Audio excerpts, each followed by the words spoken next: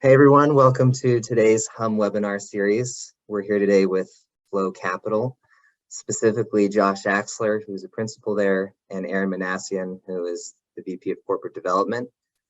Joining me on the Hum side is Tim Mahari, who is the head of our investor platform.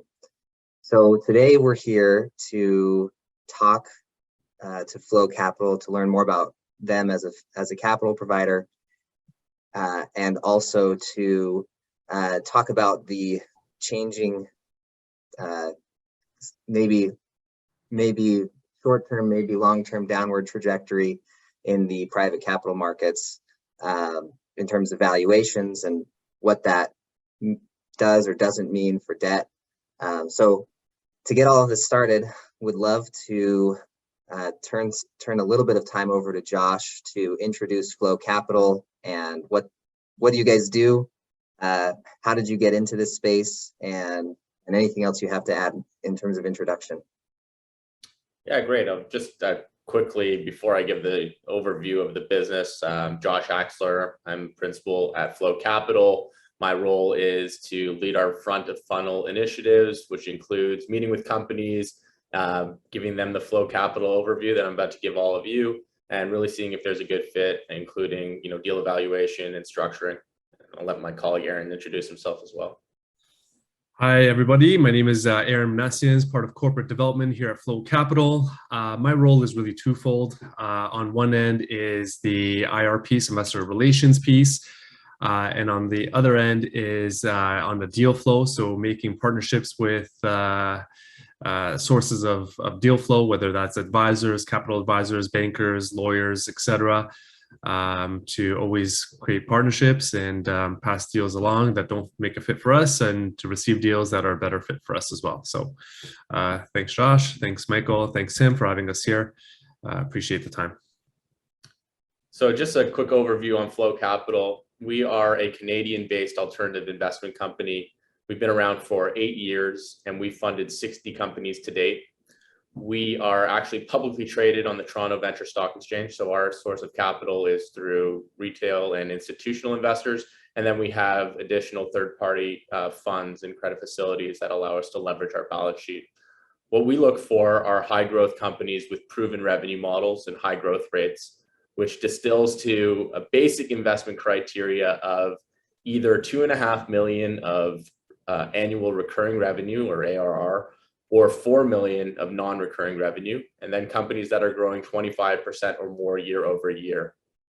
We look for businesses in lots of different business models. We do have a preference for B2B SaaS in the technology space, but we will look at other business models, including technology-enabled services, e-commerce, marketplaces, even down to traditional businesses that have products or services, as long as the growth rate and the proven revenue model is there. We have a geographic focus in Canada, the US, and the UK, although we have looked at opportunities in other geographies as well. One of the things that differentiates us from other venture debt providers is that we'll work with companies that have either raised capital from institutions such as venture capital partners, maybe they've funded themselves through angels or friends and family, or even with founders who have bootstrapped themselves to date and have not raised outside capital. In terms of what we can provide companies, we typically are funding companies with check sizes of 1 to 5 million. We fund in either Canadian or US dollars. And primarily companies are coming to us to continue with their scale and growth. So a lot of the focus is on increasing their sales and marketing spend in order to maintain and extend the growth rate that they've experienced to date.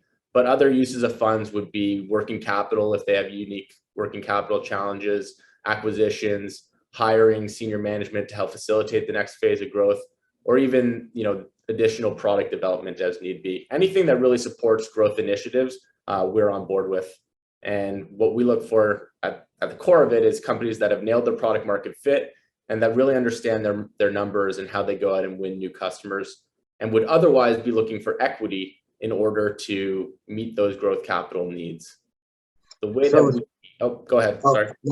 No, I didn't mean to cut you off. I was just curious, how did you guys come to decide? I mean, obviously going for a high growth company that has product market fit sounds like a good investment strategy, but how did Flow Capital land on this as the niche versus, maybe a little bit later stage or maybe a little bit earlier stage at higher cost? Like what makes this stage of company and type of company work really well for you guys? I think where we tried to hone in on was a gap in the market. You know, there's a lot of funding available at the 10 million of revenue and above stage, but in between, it's harder to find. Certainly in Canada and definitely in certain pockets of the US, we find that this is an underrepresented size of company. In terms of the structure itself, choosing debt over equity, I think there's a lot of education and sexiness to venture capital, and a lot of companies historically have used that kind of as a badge of honor, like we raised our A round or our B round.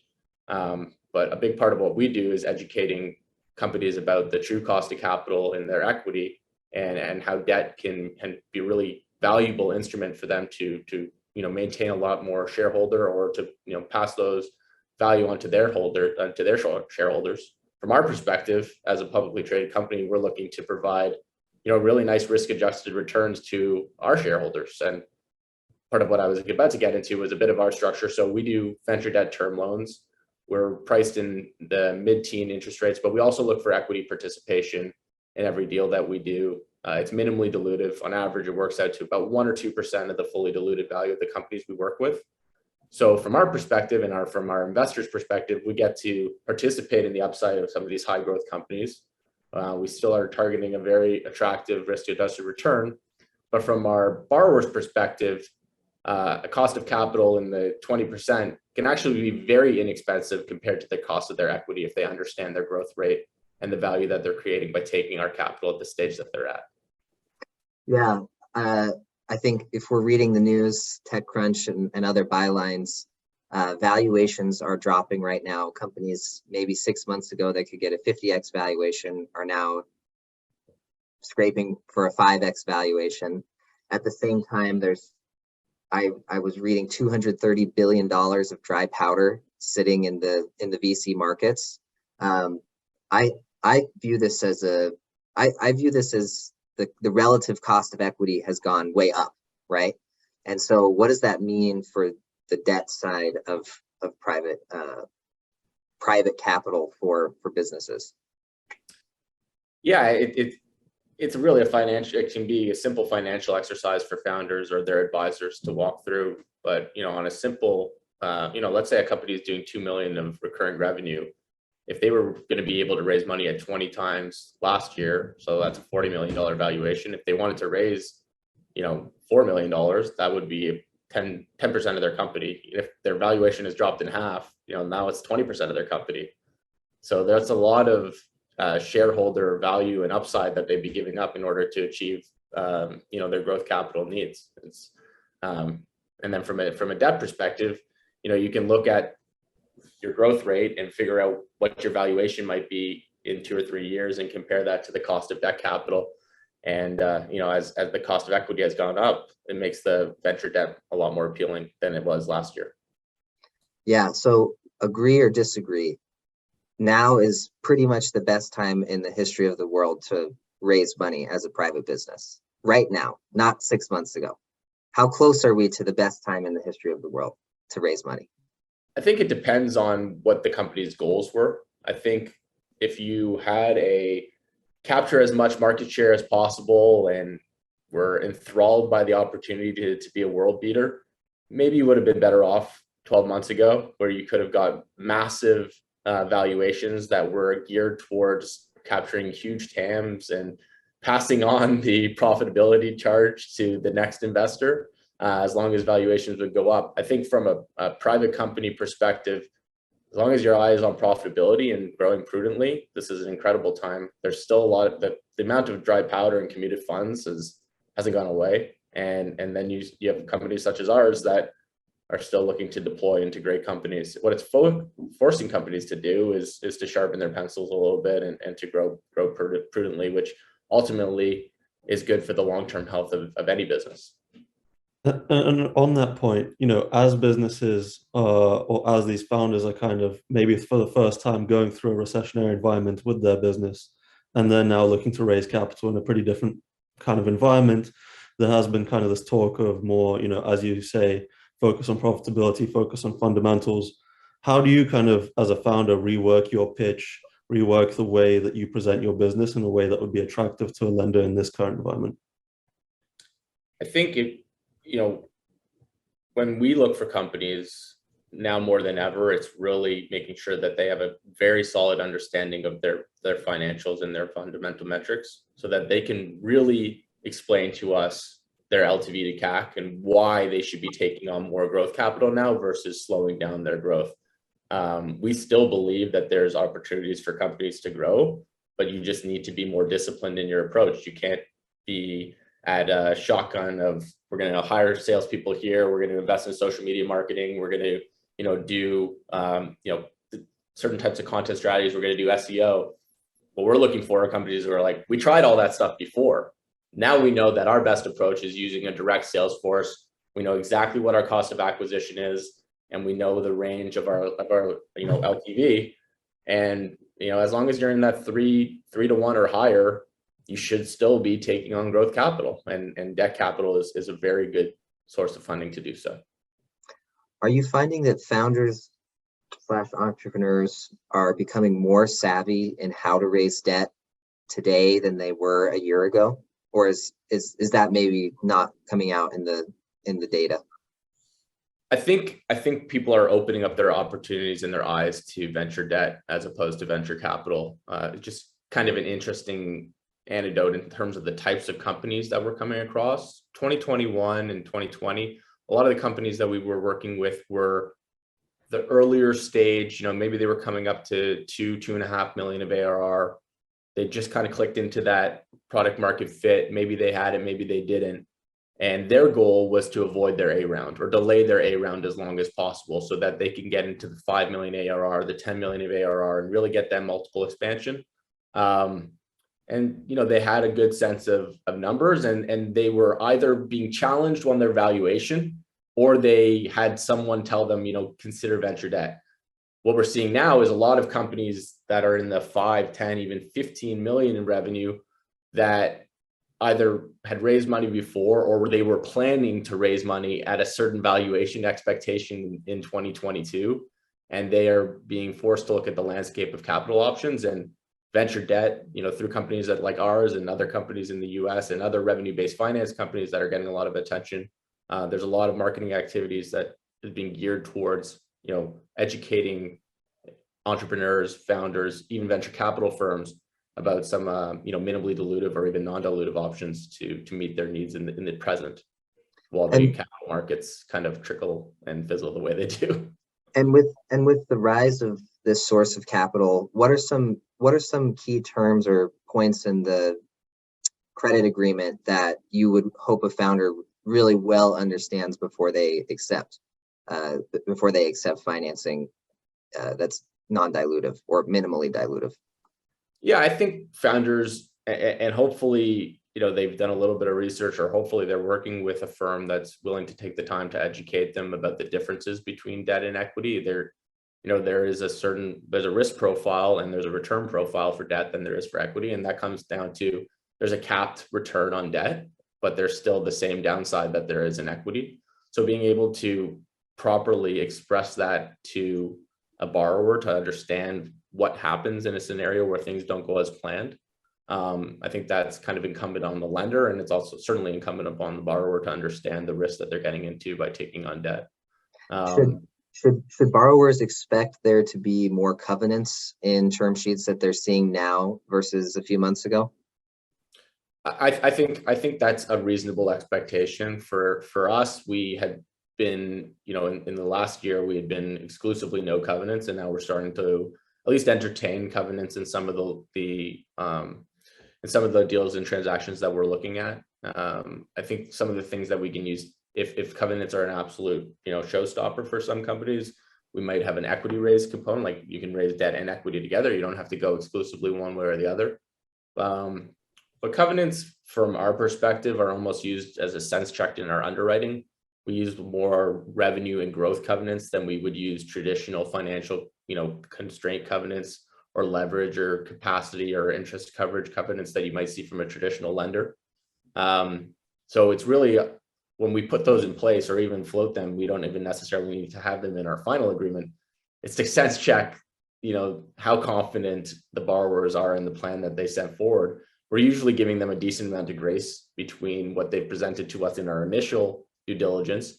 And if they balk at a growth covenant, then there's probably something to dig into a little bit further before we get into a definitive agreement. Where there's smoke, there's fire, right? You got it.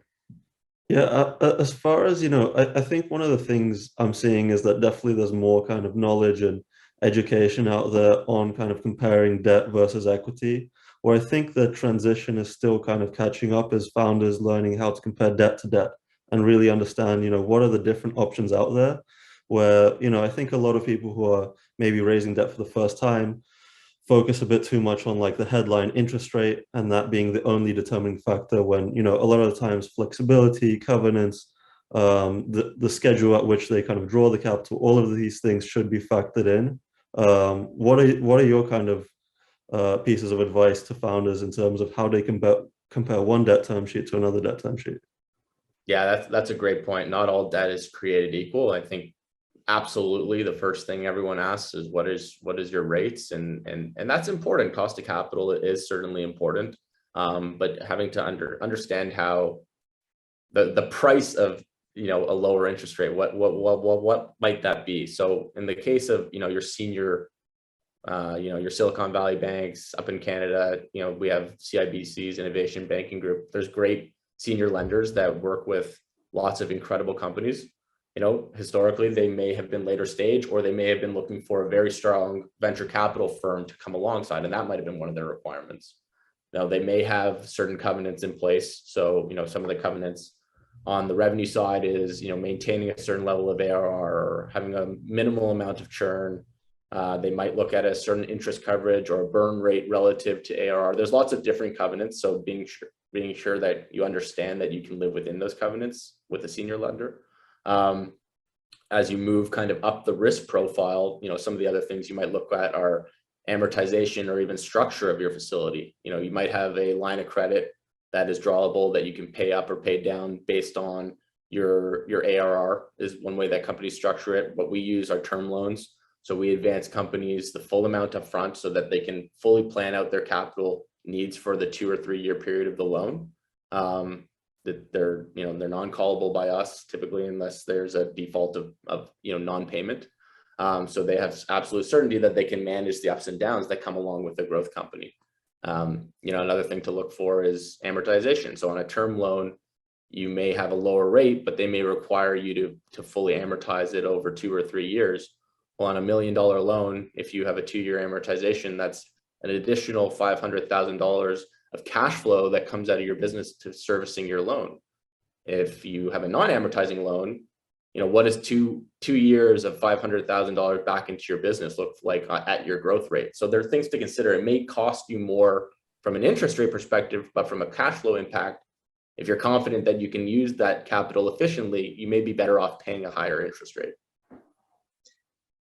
One element that I think is not often considered is needing to be in a depository relationship. So like SVB will give you a term sheet, but you have to bank with them. And that can sometimes become restrictive if you're looking for non-bank capital that maybe has a relationship with a different bank. Do you ever see companies running into, I'm actually curious, is that an overblown concern, or does that become kind of a devil in the details challenge when trying to work out a term sheet? Yeah, I'd say that's devil in the details. It's certainly not something that we come across as an issue with the types of companies that we're working with. Well, there you go. That's why we ask these questions, right? Yeah, and look, we're open to. We have a preference to be senior secured, but we also have relationships with banks in Canada and the U.S. And there's certain situations where companies of a certain size where it may make sense to have 2 lenders. And you have your senior capital that maybe gives you that ARR line, helps you manage the fluctuations of your working capital. And you may want the term loan that's kind of your equity replacement, and you look at the 2 together. Nice. So can you guys tell us a story or 2 about companies that have come to you and that have been successful in kind of following the path that we've described here? Yeah, absolutely. So we We have a company in our portfolio that in beginning of 2019, they were in that 2-3 million ARR range. I'll kind of keep some of the numbers sanitized, but they were, as I described previously, they were in that if we can get to 5 million, maybe we'll go from a 5 times ARR revenue multiple on our valuation to 6, 7, 8. It was worth it for them to find a minimally dilutive alternative. So we did $1 million term loan with them. They executed on their plan and they were able to about double by the time that COVID hit. So in the summer of 2020, not knowing what the situation was, but still recognizing a growth opportunity ahead of them, they came back to us and said, look, we want to continue to grow, but we're not sure if we're going to be able to raise equity this summer. So they did what they said they were going to do. And we love to support companies in our portfolio. So we actually gave them an additional $2 million and extended the term. And now kind of coming out of COVID, they've doubled again. So they're probably in the, still sub 10. So they still want to get to that above, but now they're facing the challenge of, well, the equity markets have changed. And maybe we thought we were going to be raising in that 15 to 20 times. We know that we can use this capital to grow. We're confident in our ability to grow. So why don't we go back to Flow and look for them for another situation? So we've actually advanced them an additional $3 million and extended it again. So that's been a great relationship. They do what they say they're going to do, within a range. It's not, month over month, the same growth rate. They have ups and downs, but they've been very consistent, and 3 different use cases for why they came to us. And, we're sure that they're going to exit for a very, very healthy valuation. They will have maintained a lot of equity along the way by using us as their partner. Nice. That's cool.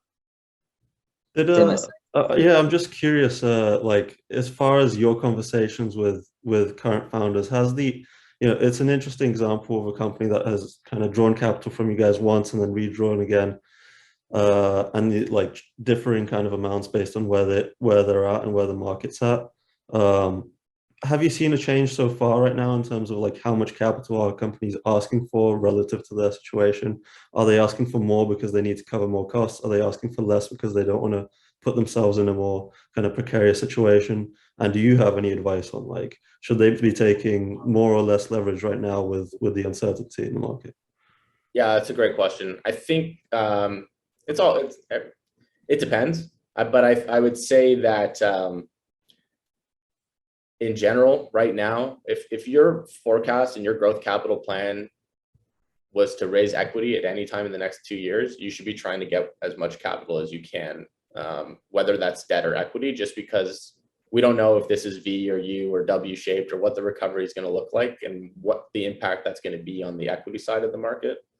In terms of how we're approaching this with our new borrowers versus existing borrowers, it's show us your plan, show us how much you need. In most cases, we're working with companies that are still in a burn phase and they're not at break even. So show us your plan to get to profitability, and how much does that require from a capital perspective? How much do you need in case you don't execute exactly on that plan? What's your buffer?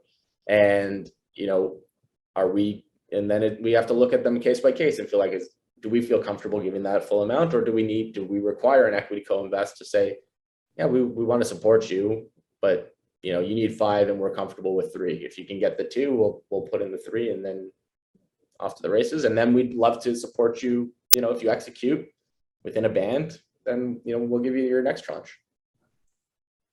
So we've talked about the idea of a bear market and dropping valuations. I'm curious, besides maybe contemplating a few additional covenants or new covenants and term sheets, like what has anything changed on the debt side? Is it close to business as usual? What's your view there? Yeah, that's a great question. I think fundamentally, the core of what we do has not changed. We're still looking for great companies with great management teams that have an opportunity to grow and that need growth capital to do so. I think the mentality in the venture capital markets has shifted towards the venture debt perspective, which is it's not grow at all costs. It's not, take a home run swing and hope that, 3 of your companies in your portfolio make 10 times and 3 lose money. It's With venture debt, rule 1 is don't lose money, and rule 2 is don't forget rule 1. So we have the types of companies that we're looking for. It hasn't changed. What we are finding though is, as companies are having these conversations with equity providers who previously were telling them grow at all costs, raise a ton of money, and then go ahead and raise your next round in the year after, and we'll support you or we'll help you find your next lead. They're saying, we want you to grow with an eye on profitability. Well, you're kind of being steered towards venture debt. So you should be evaluating that as you're comparing it to equity. Yeah, it's really, it sounds so logical to say it, like build a profitable business. And I see headlines of companies laying off lots of employees, and I think that they're probably just receiving counsel from their board and their investors, like now is time to become profitable. And these are large venture-backed companies that are on publicity trains, and so they're going to get coverage. But I think the truth is, if you look at like the jobs report, if you look at other trends, a lot of businesses are just moving forward and continuing to grow in a measured pace according to a growth plan that makes sense and doesn't cast you into the red as you grow. It makes sense to me that, well, if I go crack open my corporate finance textbook from 10 years ago, you use equity to finance risky parts of your business, right? You use debt to finance parts of your business that are more predictable.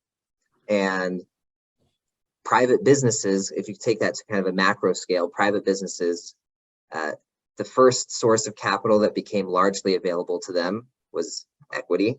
And now with the rise of a lot of non-dilutive finance providers, a lot of data, being in the cloud, private company data in the cloud through platforms like QuickBooks or Stripe, now there's a lot more predictability to companies, so long as they're not adamantly going down the VC, hyper growth path. There's actually a lot that's very predictable there. LTV to CAC, cohorts, those sorts of things, you can get a pretty good sense for what's going to happen if I put $1 into this business as it is right now. This should inspire confidence for founders that it's really easier to access capital now than it would have been 10 years ago, especially at a lower cost of capital that's going to be more sustainable for your business. Yeah. I'd say it's not necessarily easy. These founders still need to execute. They need to get themselves to a place where they've built really quality businesses, but they have a lot of tools and resources at their disposal. There's webinars such as this. There's a ton of activity on Twitter in terms of how you can grow your business in a very sustainable way. How many books, how many YouTube, different things that you can do, playbooks to give you the path to profitability. But ultimately what that path to profitability does is optionality. So, if the original plan was to, grow 100%, but not have any plans on being profitable, well, your only option is to raise equity to maintain that. If your plan is to, sustain a 30, 40, 50% growth rate, but floating between break even, maybe some months you're profitable, some months you're not, you can then choose, do I want to raise equity, increase my burn again? Do I want to take on debt? Or do I just grow now at a slower state and get myself to a cash flowing business? Optionality for founders is what they should really be striving for. And if you don't raise a lot of equity along the way, then you're in control of that optionality because you haven't given up board seats, and hopefully you still have a majority of shareholding position in your business. Optionality is the word. As we wrap up, Josh, Aaron, Tim, any final thoughts on the bear market, private debt for companies, anything that we've been talking about so far? Yeah, I'd say, in general, we're still very optimistic. We speak to 15 to 20 companies a week. There's lots of great founders and entrepreneurs, or even more later stage companies that have great teams, and they're still looking to grow. So, I think the overview tone is certainly maybe on the pessimistic side, but, we're optimistic. And, we look back to the financial crisis of 2008 and how many great companies came out of that experience because they were forced to build their business in a way that put their mindset towards growing efficiently and growing responsibly. So we're excited about working with businesses like that. Nice. Aaron? Yeah, I was just going to add, there's a lot of great companies out there, and some of which will never become unicorns. And for those businesses that, will only ever be worth a couple of $100 million, they may not qualify for VC, but they will qualify for flow capital, venture debt. And other times, there are entrepreneurs who are 2-time, 3-time successful entrepreneurs who don't want or need the value add from a VC and all the strings that come along with it. They're also great candidates for venture debt and flow capital as well. So it really depends on the type of business that you have and where you're headed. Like it was said before, it doesn't have to be one or the either. It could be a combination of equity and venture debt as well. Great. Cool.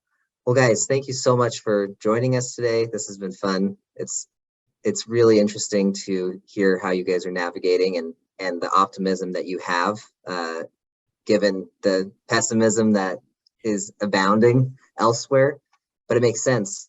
So thank you so much. It's really been fun to have you, and we look forward to hearing more great things from Flow Capital. And thanks everyone for joining our webinar today. We'll be sending the recording out in the next couple of days for anyone who would like that. And we'll talk to you all soon. Thanks, everyone. Thank you.